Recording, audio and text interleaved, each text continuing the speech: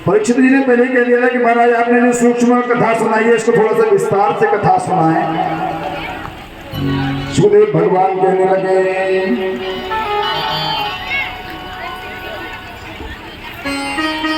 यदूं चातुर्वसो चैव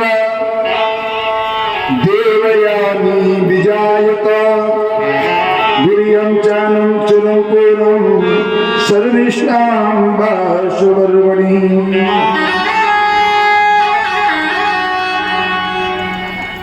याति नाम के जो महाराज थे, देवयानी आगे शर्मिष्ठा के साथ, शर्मिष्ठा राजकुमारी है, देवयानी शुक्राचार्य की पुत्री है, ब्राह्मण की पुत्री है। शर्मिष्ठा के साथ एक दिन कूप में स्नान करने के लिए गई, भूलवश देवयानी ने शर्मिष्ठा के कपड़े पहन लिए। वो क्रोध में आकर के भला बुरा कहने लगी, कपड़े उतरवा लिए और दिगंबर वेश में शर्मिष्ठा ने देवयानी को कुएं में धकेल दिया। चिल्लाने लगी, कुएं में कोई नहीं आया। सायकालीन समय में याति राजा वहां से निकल करके जा रहे थे। राजा ने चिल्लाने की आवाज सुनी, महिला की आवाज सुनी, कुएं के समीप गए। कुएं में देखा कि दिगंबर हाथ पकड़ के, शरीर पकड़ के बाहर निकाला। देवयानी कहने लगी, अब मेरे साथ कोई ब्राह्मण बालक विवाह नहीं करेगा। बोले क्यों? क्योंकि आपने मुझे दिगंबर वेश में देख लिया है।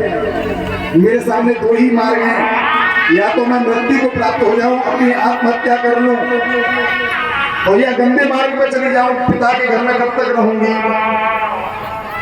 और या फिर आप मेरे साथ विवाह कर ले। याति राजा ने न चाहते हुए ब्राह्मण कन्या देवयानी के साथ विवाह किया। गुरु शुक्राचार्य ने शर्मिष्ठा राजकुमारी को यह दंड दिया कि तुम राजकुमारी हो, मेरी बेटी के साथ तुमने अभद्र व्यवहार किया है, इसलिए तुम्हें मेरी बेटी की दासी बनना पड़ेगा। दासी के रूप में शर्मिष्ठा देवयानी के साथ चली गई। पता चला कि मेरी बेटी की दासी को भी उन्होंने, दामाद ने पत्नी का अधिकार दिया, श्राप दे दिया कि तुम बुजुर्ग हो जाओ, वृद्ध हो जाओ। बेटी देवयानी ने कहा, पिताजी आपने श्राप देकर अच्छा नहीं किया, इसका दुख तो मुझे ही भोगना पड़ेगा क्योंकि ये मेरे पति है। शुक्राचार्य जी बोले, तो मैं समझ नहीं पाया। फिर कहा कि तुम किसी भी पुत्र की आयु लेकर के जीवन जी लो। जाना गया यदु महाराज और दूसरे हैं तुर्वसु, दो पुत्र हुए देवयानी के। छोटे पुत्र ने अपने पिता को अपनी आयु दे दी।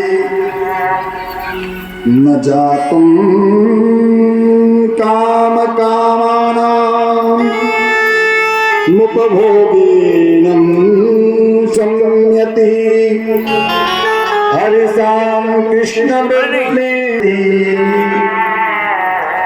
एक दिन यदु महाराज ने विचार किया कि कामनाओं की पूर्ति करके, कामनाओं की पूर्ति करके विचार करते हैं कि मेरा वंश बड़ा सुंदर है, कामनाओं की जितना बढ़ाओगे उतनी बढ़ती चली जाएगी कामना। मैंने विचार किया कि कामनाओं की कभी पूर्ति नहीं होती है। छोटे पुत्र को बुलाया, बेटा तुम। याति महाराज जंगल में चले गए।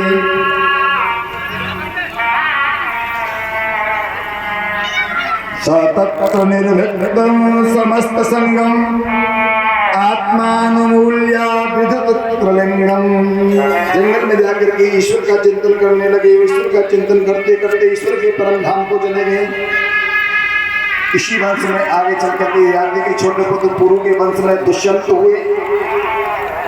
दुष्यंत शकुंतला के साथ विवाह हुआ, उनके पुत्र का नाम भरत हुआ।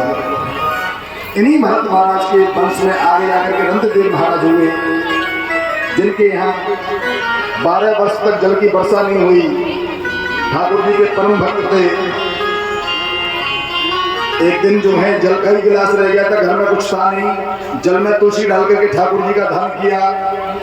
ठाकुर जी एक चांडाल बन के 12 कुत्तों को साथ लेकर के